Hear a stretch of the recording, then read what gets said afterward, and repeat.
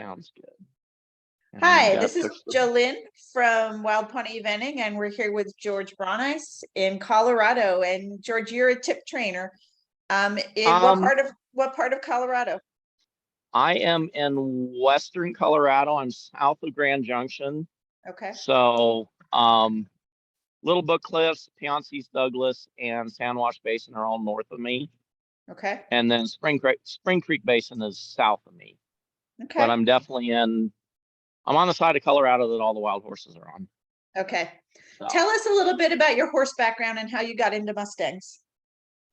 oh, that's fun. So from about the time I was 2, I was on horseback. My Mhm. folks just wanted to make sure that I was living the cowboy life. And that was in the mid 60s when, everything was Clint Eastwood and how the West was won and all, it was just, that was life back in the 60s and Yeah. even early 70s, the spaghetti Westerns and all that. So I started out, I don't even think I was out of diapers before I was in a saddle. So, um, and then in 70, and it's memory, it was either in kindergarten or first grade. I know it was at Saban Elementary School. And they had a letter writing campaign, wrote to Congress and President Nixon for pushing to pass the Wild Horse and Burro campaign.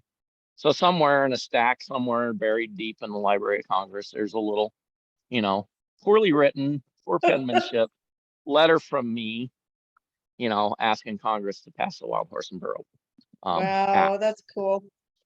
Yeah. And then, growing up, I didn't have a Mustang growing up, but I had horses growing up, and I had a Uh-huh. mammoth donkey. And that was my life as a kid till I was 18. And then I, fell into the mold of go to college, get a good education, get a high paying job, and be happy.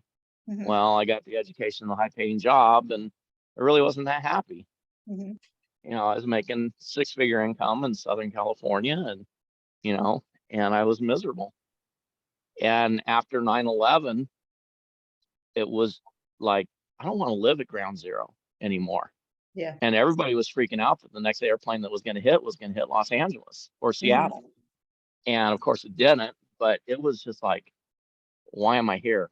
So moved back to Colorado, and in a handful of years, I got back into horses Mhm. and worked for a couple of different rescues, volunteered, and then as an employee up until about 2016. But in 2015, I signed up to do the Colorado Extreme Mustang Makeover Mhm. with a friend of mine, Casey Wright. At the time, she's now married, Casey Davis, and she did incredibly well, and I sucked. But What kind of Mustang did you get in your draw? she's back there. Oh, you still Hold have on. her. Yeah, let's see, I can flip this around. So Tahote back there, she's the classic bay. Okay, Ahon, you make a better door than a window. So Khaleesi back here, and next to Khaleesi, so Tahote, the bay. Uh-huh. Clancy, camera hog. So anyhow, she's from Divide Basin. She was not an easy pick. She's tall. She's 14.3, Oh, okay. All maybe a right. scoot. But she's built. She's just Yeah. well built. Hi, sweetheart. So anyhow, I blew out my knee and had a partial tear of my MCL about 6 weeks before the Extreme Mustang Makeover. Nothing exciting. I was going across a hayfield and just twisted my ankle, and down I went. And so we pulled out, but I adopted her, and she was the beginning. I call her my So 400. I call her my $400,000 Mustang, because that's about what she's cost me. Because in a future combination of buying Mustangs. 15 acres and building a ranch house and all other future Mustangs that have come along, either for training, rescues, boarding. Uh-huh. Cirrus, we don't, and they come in, they have to have their butt rubbed. But anyhow, so she's a local. This one right here is off the Uh-huh. Little Book Cliffs. Okay. How do you teach a horse to back up? Well, Give him butt scratches. yeah. So anyhow, I'll switch back around and Cirrus, you're a goof. Okay. You're So a goof. what's your current involvement in the Mustang community? Um, I am huge on the um adoption. Do a lot more of the networking, a lot more of the um I ended up emceeing the adoption event that was for the Piance Mustangs there the first weekend of November, and we got 38 horses adopted, and um do a lot of just kind of becoming more and more a face of the horses and doing a lot of behind the scenes stuff to get more and more horses placed. And I've got two friends up in Canada that I'm working on getting more sales authority horses up into Canada to good Oh, okay. homes. Because again, there's a demand for them up there in Canada, Hmm. especially Western Canada, Alberta, British Columbia. They can't get enough Mustangs. Hmm. They're And using it for so, I ranch mean, horses. a lot of ranch horses, a lot of ranch work's probably one, but there's eventing and dressage and everything else up there too. Hmm. But it's definitely more on the your working cow horse and you're using horses. Yeah. Okay. So how many personal Mustangs do you have currently? Too many. um, I should have four. I think I have seven that are my personal horses, and I've got a combination of horses that are boarded here for other people. I have horses here that are attached to two different rescues. Mhm. I've got horses that are in for training. So it's just a hodgepodge of this, that, and everything. But um, so I'm busy. Okay. I'm busy, and fortunately, I about 3 or 4 months before COVID broke loose, I resigned from my day job and went all in with horses. So Ah, okay. it's been yeah, Labor Day of 2019, I quit my day job. I'm done. Okay. So now I'm 100% horses. Lucy, Okay. are you Do you helping me? actually have income streams? Income streams are the horses. Your Who is goof. this character? This is Lucy. I love I, Lucy. I like Lucy. Yeah, Lucy's yeah, she's a permanent member because you've got Lucy has some quirks.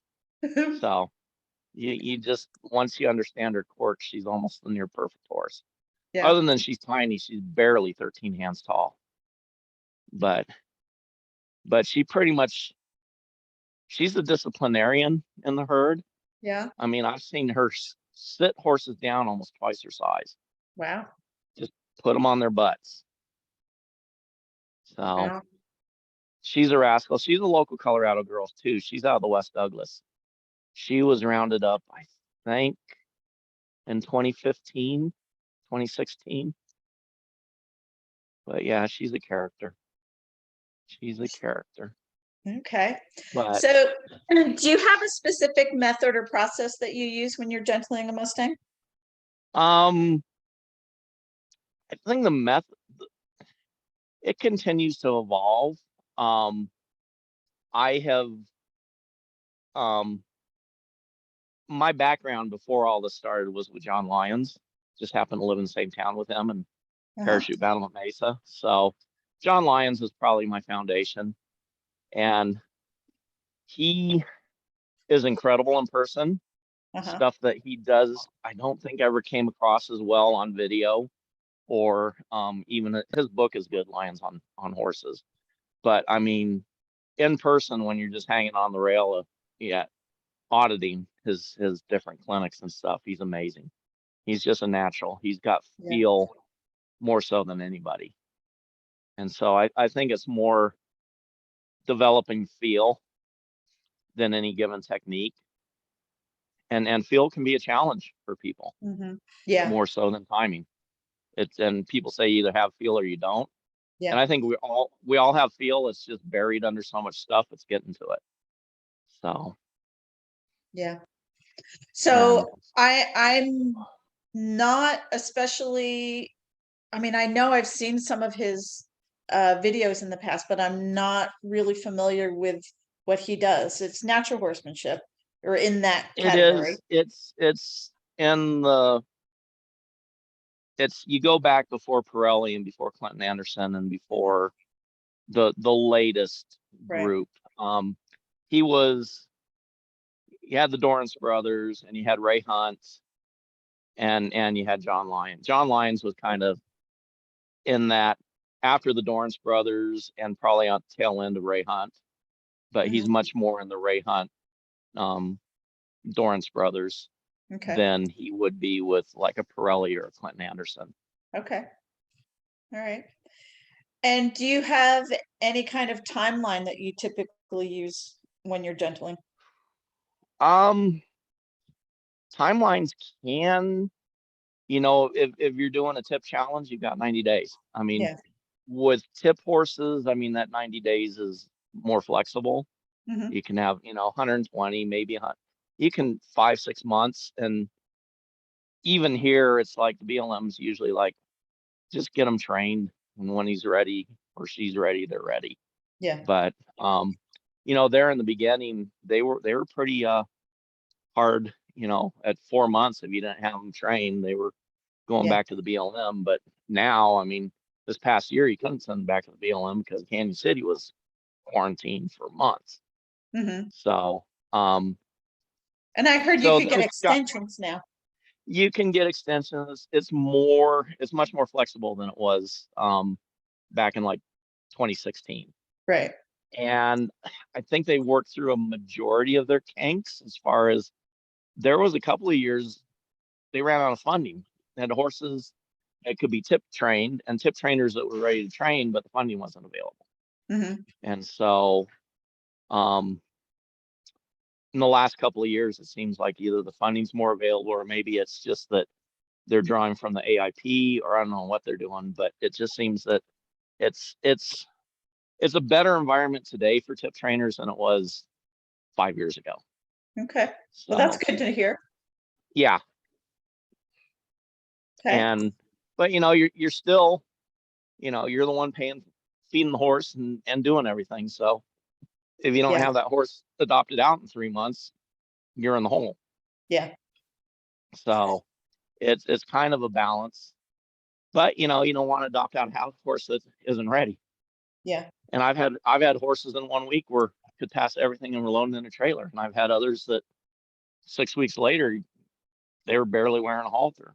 Yeah. So it Yeah. just all depends on the horse. And I've had horses from the same HMAs that are on opposite ends of the spectrum. One that Yes. was easy peasy and one that was a pain in the butt. So Yeah. it's like old Forrest Gump. Mustangs are like a box of chocolates. You don't know where you get until you get. Yeah. Yeah. And you are a goof. Who is that one? Oh, that's Clancy again. Oh, that's Clancy again. Okay. Yeah, he's one of my two lead geldings. Yeah. So, Pain George, in the tell us butt. about one of your toughest horses that you've had to gentle. Yes. Toughest horses was probably one of my first two tip horses. Okay. And I brought in two. They were both off of Sandwash Basin. He was your classic sorrel, big white blaze from star down to the snip. And it just was like he didn't want to have anything to do with people. And the other one that came in at the same time was this beautiful young um Bayron. And he was like, "Oh, I'll do that. Oh, that sounds like fun. I'll do that. Okay, let's do that." And so it was like it just got to the point that you know I was done with one in 3 weeks, and the other one I was like 2 months in, and I was still getting nowhere. And I ended up sending them back to Great Escape Mustang Sanctuary, who was kind of running the tip or had the storefront and the tip program stuff going on at that time. And Mhm. he went off to another trainer, and he didn't have any luck either. But Oh, we kept him. He did end up getting trained, and he has a good home now, but I Ah, think he was a year and a half. But the BLM said that's fine, just but nobody got any tip money out of him because yeah. so Now, do you know with that guy, was it just time that he needed, or did he need to click with that one person? I think part of it was time, and it's just hard to tell. But he definitely didn't click with me, and he really didn't click with the second trainer either. Uh-huh. And I think it just happened to be who came out to look at him one day while looking at other horses. Mm. He just like walked up and said, and it was like, oh, found his person. Wow. So there's a lot to, a lot of these horses will just train up quick and they're happy with anybody. And then there's others that are like, nope, not my human. Nope, not my human. Yeah. So it's just part of it's part of what you run across. Right. But I'd say most of these Mustangs within 2 months, you can get them to the through the tip requirements where they will load in a trailer and stand for the vet and lift their hooves and, Mhm. have their first trim. Okay. So have you had a super easy horse? Um, Probably, well, she wasn't a tip horse, but she was one of the Hallelujah horses, and she came here, and within a week we were doing everything. I mean, Oh, wow. everything. Not saddle, but bareback pad on and bareback riding with a halter, not a Wow. bit, but and she was just one of those that was like, okay, let's do it. She was like, you didn't even have to work at a yes with her. Everything was Yeah. a yes as long as it was fun. Yeah. And so, you know, and she was pretty young. She was probably two or three at the time. I think she Uh-huh. was three. So, um, but I'd say Um, on average 2 months you can get okay. most of these horses. Would you go out on a limb and say you have a favorite? Favorite um horse of that I've worked with, Yeah. probably Tahote, my first. Just that she held a high bar, but she didn't hold an impossible bar, Uh-huh. you know. So I'd say she's the lifelong keeper. Yeah. It's probably any other horse here for the right person. I could see him going with Tahote. No, she's my one. Yeah. Yeah. She's my one. How old is she now? Even though she is, let's see, she's a 2010 model, so she's 12, going on 13. Okay. Yeah, She's still young. yeah, and got her in 2015, so she's 5 at the time. And it's really her herd, but she always stands back. She's the one that kind of watches over everything, and Mhm. she's got her other horses that do most of the work for her, but if she has to step in and put her foot down, she will, Mhm. which is interesting to see, especially if a couple of boys get a little too wild or a couple of mares get in a double barrel kicking match. Yeah. She'll usually come in and break it up. So she's But the mostly mare. she is the mare, but she isn't. She's not what you would picture your classic lead mare, Huh. because she's just kind of like, she's more like the grandma, even though she's not Uh, grandma age. yeah. She's like, it's like mom does mom stuff, Mhm. but look out when grandma speaks up, it's like, Yeah. oh, Yeah. Okay. So George, I know you do some other things with the Mustangs that aren't tip training related. Can you tell us a little bit about some of your projects? oh goodness. Well, um, Lucy, what do you want to talk about? Mhm. Um, I do a lot of um um reading Mark Rashid's books. Mhm. He's an Aikido, and so he Right. talks a lot about using the martial arts and how that helps them understand horses. Well, I've kind of delved deep into Qigong, Mhm. which is the non-violent wing of Kung Fu. Mhm. So it's Qigong, Tai Chi, and Kung Fu. All it comes out of China. Right. So, but it's more of a healing art. And I've just found a lot of the energy work with horses is it's all field related. And it's just getting, that we can feel faster than we can think.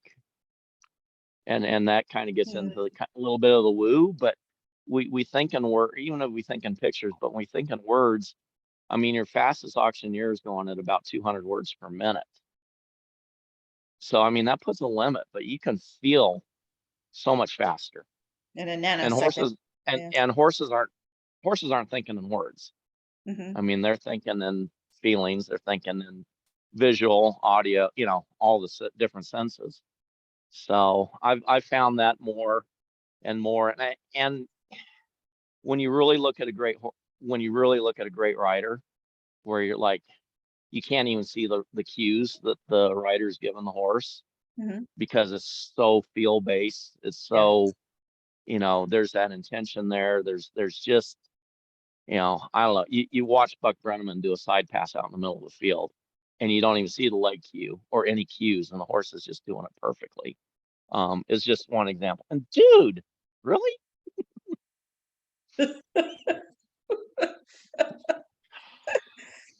They all have your number for the butt scratches. They do, and it feels good. Hi, Aria,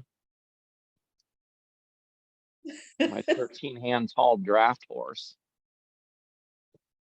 1,200 pounds on a 13 hand frame. I need to see that. Yeah, I'll have to. And she's got trunks for Wow. legs. 100% draft, except she's 13 hands tall. But she'd put a Wow. halflinger to shame. Huh. Huh, Aria. And so she's one of my personal horses just because she's so unique. Yeah. And I joke she's my favorite horse because when you fall off, it's not that far to the ground. Right. But she can carry a 240-pound man easy. Yeah. She could pack Where is out a she whole from? house. She's Divide Basin as well. Huh. So Okay. same place. A lot of big horses out of. I mean, maybe not tall big, but Yeah. people are like, you know, Big bodied. I would. Yep. And then my other Divide Basin is this short little big black over Is there, that a one and hind white she's sock in the not a back? whole. Yep. Yeah. That's a cute pony. How tall? Like 13.2, 13.3, Wow. but she's a big tank too. And again, I mean, it's like she's just as wide as she is tall, Yeah. and she's out of Divide Basin as well. So Wow. she's out of Divide Basin. You're out of Tilly Creek, which is southern Utah, Huh. and then my big black is out of Little Book Cliffs, and he's 16 hands tall, built like a tank. The one that you're pointing at? Right here. Wow. Okay. Yeah, he's a big boy. Where's Shy the though. where's the chestnut from? She's out of Diamond, Nevada. Okay. So, yep, Yeah. and she's got mane for days, Sure does. and it's just, yep. Thus the name Khaleesi. You're Khaleesi. just a big, beautiful girl with lots of mane. And right now it's all dreadlocks and fairy tales because all it Yeah. does, we get the Wyoming winds in this part of Colorado too. And Yeah. it's hard to keep pretty manes when you got 40 to 60 mile an hour winds. Yeah. So when you ride, what's your discipline and what do you do on horseback? Western Trail. And I Okay. don't ride nearly as much as I used to. It's just getting to the point that it's just the hurt the day after and the day after. Just Yeah. it's kind of just not as fun as it used to be. Yeah. Do you still back So, horses? um, what was that? Do you still back horses? Or do you have somebody else do it? I usually ask somebody that bounces better than me as Yeah. far as starting horse. As smart, yeah, Yeah. yeah. As far as starting, yeah. Although again, it kind of depends on the horse. Some I Yeah. know are True. probably not going to be a problem, and others, yeah. So Yeah. You have quite the attentive community there. Yeah, most of them are not shy, No, which is, yeah, well, but clearly they see you as a gentle person because yeah, everyone is very comfortable around you. yeah. And I, I s- found, I I think see a one paint Mark out there. Ramsey says that, yeah, I've got, um, that's Pooh Bear. So he's domestic born to a Mustang. We think the father was not a Mustang, but probably most definitely a paint. And then Mm, his kid sister's over there with his mom. mm, Again, domestic born, so half Mustangs. They're boarding here and they're crack ups. I tell you, it is talk about easy horses when you start them from the day they were born. Oh my yeah, gosh, it yeah, doesn't get any easier than that. yeah, Whereas, but on the flip side, they may not be as easy in the beginning, but I like these. Like Clancy was I have photos of him as a band stallion for 5 years, and uh-huh, he came off the range. He was a 9-year-old, and I like these horses that have got some range smarts, yeah, over the youngsters that just came in and um, right, really don't have the experience of being out on the range. right, So yeah, it's harder to start, but well worth it. yeah. So, what advice do you have for someone who's considering adopting a Mustang and maybe they've never brought a horse along before? I would, well, if you have a chance, some of the hard part is like since COVID, like the most popular way to adopt a Mustang now is the online Mhm, store, online corral, which is kind of hard because you never see the horse in person. yeah, I'd say at and even the adoption events, you go and you see the horse for a little bit, and they got brought in by a truckload the day before, and they're still yeah. not sure about the environment. And um, if you have a dude, really, he he gets character points all the time. He does. But um, if you have a chance to go to a facility and really spend some time there, Mhm. which again, you're on the East Coast. I mean, that's not even an option for you. No, it's not. Um, and that's why I say it's like really need to be more storefronts Yeah, or a couple of smaller, 50 to 100 horses that was a holding facility or an yeah, adoption facility by the BLM. And you maybe have one up in the New England states, up mhm, in, Philly or Pennsylvania, New York, New Jersey, mhm, what have you there. And then you do one down in the Carolinas, North, South Carolina and Georgia, yeah, or Georgia and Florida, Kentucky and Tennessee. It's just because, I mean, it makes a world of difference when you have a chance to really spend some time with a horse before you yeah, adopt the horse yeah, instead of, going in, you're like, oh, I got this beautiful buckskin and I've gotten nowhere in 5 months since I adopted it off the online corral. right. So it's, Okay. yeah, the more time you can spend, and that's where the tip trainers really shine because, Mhm.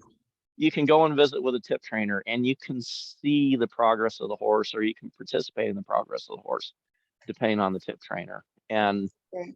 and that's huge. And I would be much more.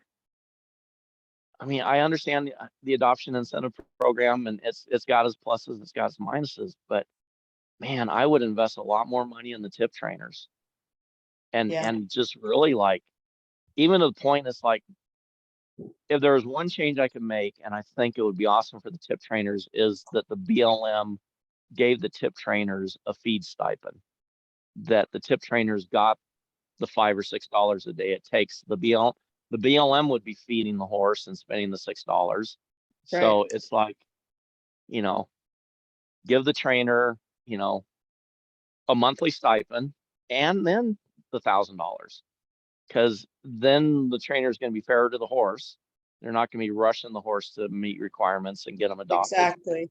Yeah, because that's one of the biggest challenges for tip training is all the effort it can take to get the horse adopted, right. because you got to go out there and promote the horse, and then you got to be careful with that. I got burned.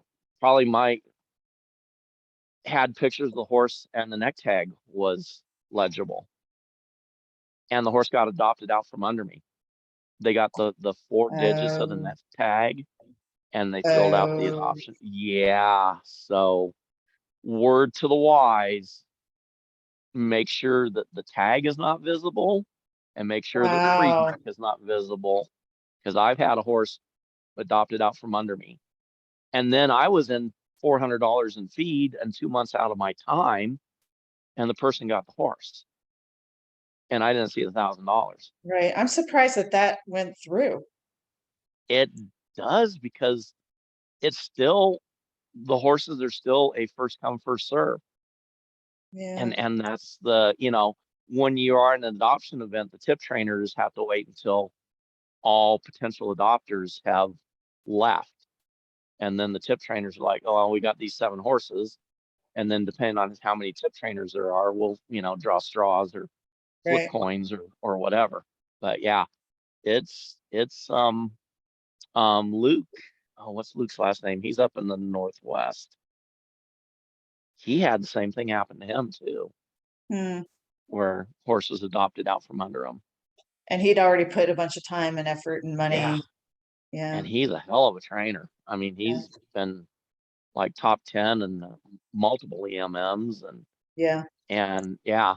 And so now he's as well. He's like, nope, ain't gonna see no yeah. kitten. No Ain't gonna, tags and no brands. yeah, no tags and no brands. Okay. Yeah. So say somebody either gets a tip horse that they're having trouble connecting with. Do you have any advice for somebody in terms of developing that bond and developing that trust with a Mustang? I think it's time. I mean, it does take time. And Mhm. I mean, the tip trainer is spending time with that horse, Yeah, anywhere from an hour to 4 hours a day or whatever. And it takes time to establish that trust. And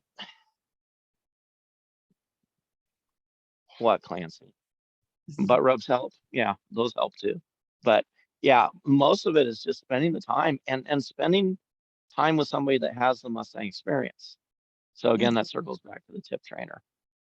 Right. So, but again, the tip trainer only has so much time as well. Yeah. So it's kind of a catch. But a lot of it is just picking up feel and just, dude, that was kind of rude character. But a lot of it is just, yeah. So George, So, why should people be adopting Mustangs? um, I think you won't find a more honest horse. Mhm. So, I mean, if you're looking for a push button horse that's more of a robot, probably not looking for a Mustang. If you're looking for a horse that's gonna probably maintain some bit of being a rascal and bit of being a character, Mhm. then and a horse that will, I mean, there's horses. If I feel safer in this herd of 23 Mustangs than I do in Walmart, Yeah. it's I trust them with my life, and they're trusting me with their life too. And so it's building trust. And I think a lot of it is just it they are more relationship based than any other horse out there, because they have to be, Yeah. because that's how they it's not even so much about surviving as it, I mean, they just thrive out in the range. Yeah. As long as it isn't like horrific drought conditions, which unfortunately is what we've been facing the last few years. Yeah. Yeah. So So in terms of the lack of facilities on the East Coast, do you have any thoughts or recommendations on how people in the East can get Mustangs and get them out to the East Coast. I mean, right now, what I see a lot just in some of the groups on Facebook is somebody's interested in a horse and then they find out it's out west and it's going to cost them 4,000 or 5,000 to have them transported. Yeah. And that's if you can share transport, Mhm. which, it does, or, usually the BLM will have some pickup points further east when it comes Mhm. to the online auctions. But even then, you still may be driving 900 miles to pick up your horse. And Yeah, it's just, yeah, the transport costs, if you can share transport with other people to help minimize that cost. But yeah, a lot of it is, it's just how do we get, because the furthest east facility is Ewing, yeah, Ewing, Illinois, and yeah, that, I think it's Illinois. And it's like, holy cow, that's, you know, it's not very good coverage. We got over half the United States population is east of the Mississippi, and we only yeah, have one holding facility east of the Mississippi. That just, I mean, talk to anybody that, franchising or marketing. If yeah, you don't have your product where the people are, what's, and you guys have the opposite problem. You end up having too much rain. yeah, So, exactly. Yeah. so, So where are most of your adopters from? Are they local or do they ship? um, well, like I said, I've been working with a couple of gals up in Canada getting sales authority horses up there. Um, but they like to use it as an excuse to come down. They'll come down and get a, trailer full, 6-horse trailer full of horses Yeah, and head back. And they'll do a big vacation of visiting some of the HMAs in Colorado and Wyoming, and they'll stop at Rock Springs and whatever there's an adoption facility in or holding facility in Idaho. I can't ever hmm, remember what it's called, but so they'll make a big like 2-week tour and go home with a trailer full of horses. yeah. So, And are they coming for and tip trained horses or wild? um they they end up with a horse that meets all the tip requirements when they get them from me, but it's not it's a sales authority horse. It's not tip Right, trained. right. It's just, okay, he's gonna be halter trained and load in a trailer, pick up his feet, you know, be through his first round of shots and farrier before they go to Canada, Yeah. because they got to be current on all their shots and all that Hmm. documented. So they got to be standing for for a vet to get their shots and have a blood draw, Yeah, and standing for the farrier to get their hooves trimmed.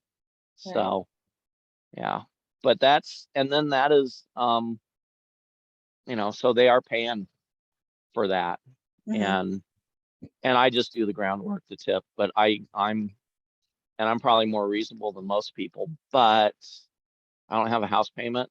So um I just it's $200 for hay, the basic for feed, their food to keep hay in their belly, and mineral block and water and all that is 200, and then it's 400 a month for just the groundwork training. That's very reasonable. Yeah. And for saddle training around here, people are asking 900 or $1,000 a month for saddle training. But I'm That like, that would be most cheap out east. yeah, we're a lot, I think across the board we're cheaper out here, except for our hay. You Yeah. know, our hay it's $12 for an 80-pound bale here. Hmm. And I'm sure you're paying a lot less back there. Well, that's about Or are right. you? Oh, Yeah, really? Okay. yeah. So so the So challenge for you, I was what's gonna that? ask you, you're around a whole bunch of HMOs. Do you have a favorite? Um, I'd have to say the Little Book Cliffs is my favorite. Why? It is definitely, it is the most picturesque of the HMAs. You you have to have a off-road vehicle to get up in there. Oh, I wow. mean, Okay. yeah, you need a real Jeep or a Land Cruiser or Range Rover or lifted pickup, or we're talking real four-wheel drive, not a SU. Subarus are gonna like not make it up there. Yeah. Maybe, but odds are a Subaru is not gonna make it up there without losing an oil pan. So, um, and it's just gorgeous up there. I don't even know if I can try and share some range photos or not. It says only you can share, but I can send you some photos. Okay. Or if, yeah, Zoom's being weird. But anyhow, Little Book Cliffs, I joke, there's nothing little about the Little Book Cliffs. I mean, the cliffs are 3,000 feet, and the horses up there are, 15, 16 hand horses, and they're big by Mustang standards. Wow, So, yeah, that is. yeah. So that's in Western Colorado? Yeah, it's outside of Grand Junction. Okay, So, okay, and it's fun in Grand Junction. There's all kinds of brass, and I don't know, I think they're brass, maybe copper. Lots of horse sculptures and stuff. At the going in the airport, it's all yeah, Mustangs, and it's just there's a big Mustang influence in Grand Junction yeah. because of the range.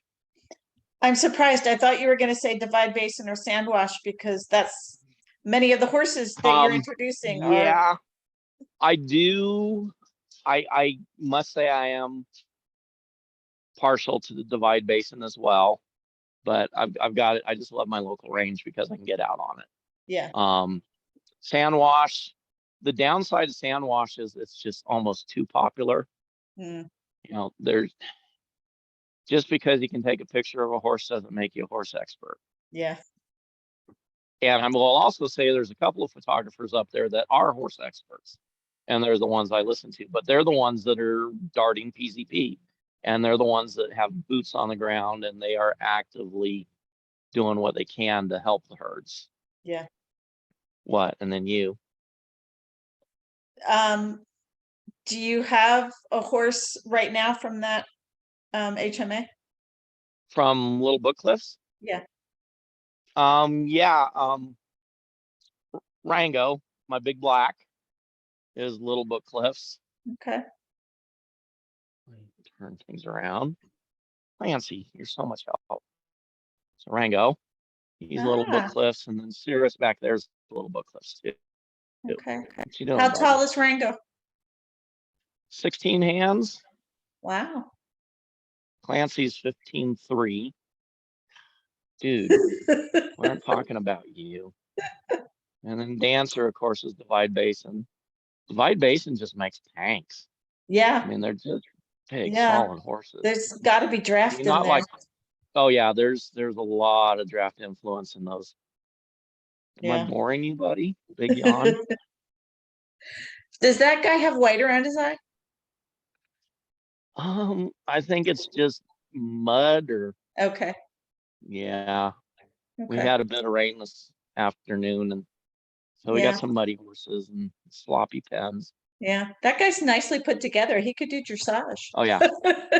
Oh, he would be. Oh, he'd be fancy, and Yeah. and at 16 hands, I mean, he would. Yeah. He would show well. Yeah. How old is he? Let's see, he's 11, I believe, 11 or 12. He's within a year of Tahote. Yeah. And how long has he been off the range? He was gathered in 2018. Okay. Which was the last gather off the Little Book Cliffs, and it was necessary. It was really bad drought year, and the horses were pretty low on body score going into the winter. Yeah. Like 2.5s. Wow. Man, so is he now a personal Mustang? He is. Yeah. I mean, to the right home he could go, but Little Book Cliff horses are pretty hard to come by. Yeah.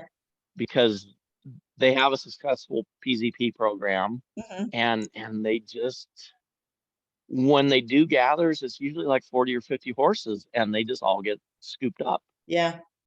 And so it's not these giant gathers like, a lot of the other places where they're pulling 600, 800 horses off. And with Little Book Cliffs, they might have 1 or 2 gathers a decade, and they just get, the locals just Right. They line all up go. and Yeah.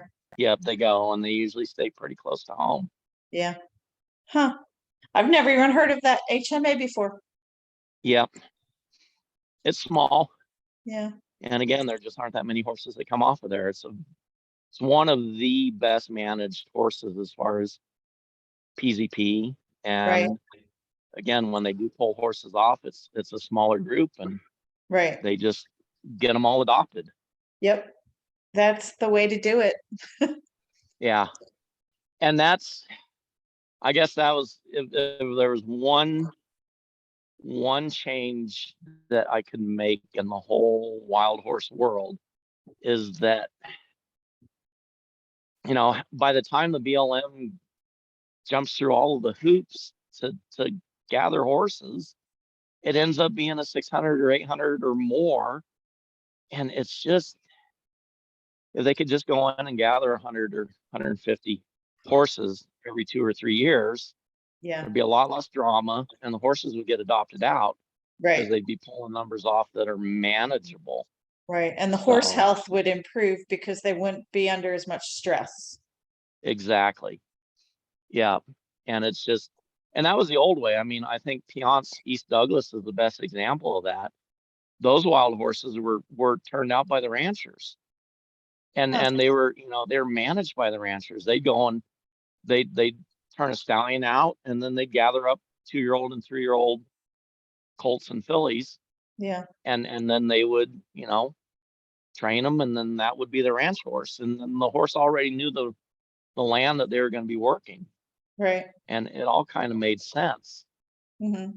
But, this last, we pulled, gosh, 600 some horses off, or 800 off of Piance East Douglas, because things just got backlogged, and, they should have done the gather 3 years ago and pulled Yeah. 200 or 300 off.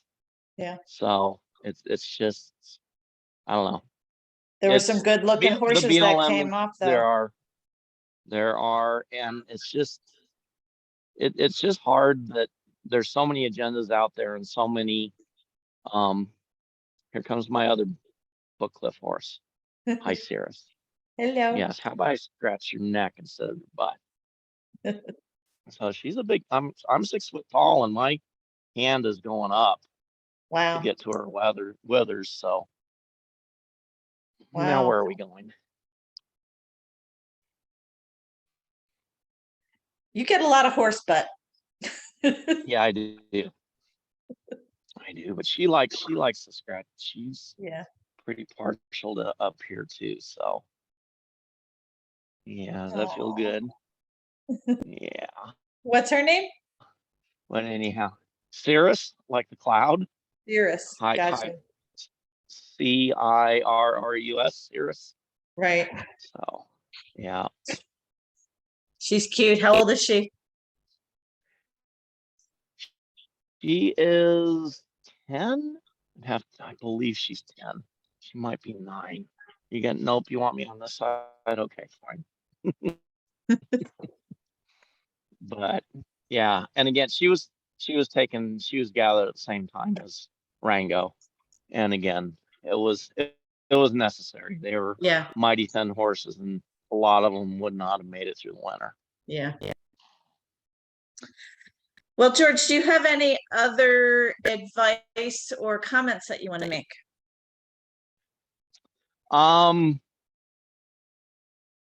I think anybody that's, be it looking at becoming a tip trainer, or stay there, or is looking at even just adopting a Mustang, Mm-hmm. just have fun.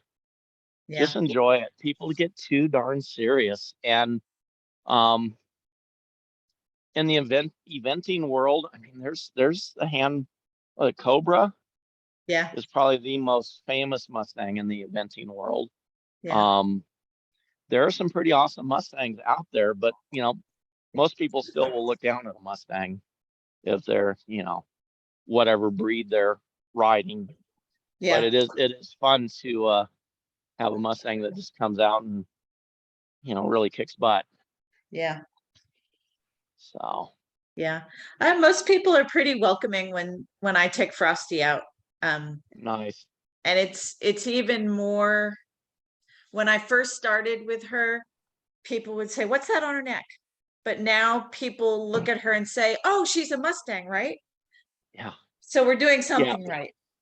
Yeah, absolutely. And I think it's become it's getting to a point. I mean, around here, you're starting. I mean, quarter horse is still the dominant Yeah, using horse. But you're seeing a lot more people riding Mustangs, yeah, and they are getting more popular. yeah, So it is good to see, and they are great. Um, and different HMAs have different characteristics, but they're all basically just great all around horses. yeah, they are. I agree. I agree. So George, if somebody wants to get a hold of you, either just to chat or to use your services as a tip trainer, how do they reach you? Um, Probably on my Facebook page, I Okay. can get you my email and phone number, Okay. and you can attach that to whatever. All right. Great. Well, thanks so much for your time, George, You and bet. good luck with all your horses. Yep, got enough of them. Hi, Sarah. So awesome. They're all like, "Where's our food?" It's like sunset. It's time to eat. So awesome. And